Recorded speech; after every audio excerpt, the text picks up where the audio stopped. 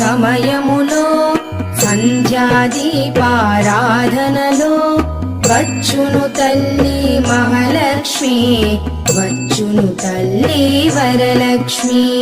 కాళ్లకు గజ్జెలు కట్టింది, మెడలో హారము వేసింది, పిలచిన వెంటనే పలికింది, అడిగినదంతా ఇచ్చింది. సాయంకాల సమయములో సంధ్యాదీపారాధనలో వచ్చును తల్లి మహాలక్ష్మి, వచ్చును తల్లి వరలక్ష్మి.